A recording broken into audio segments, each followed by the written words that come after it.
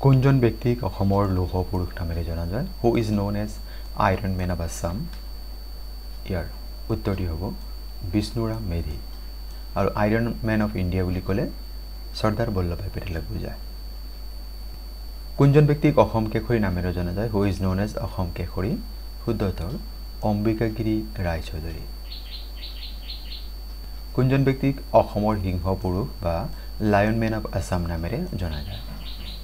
ইয়াৰ শুদ্ধ উত্তৰ ৰাধা গোবিন্দ বৰুৱা আৰ.জি. বৰুৱা। কোনজন অসমীয়া ব্যক্তিক দেশভক্ত নামেৰেও জনা যায়? Name the Assamese known as Deshabhakta. ইয়াৰ শুদ্ধ উত্তৰটি হ'ব তৰুণৰাম ফুকন।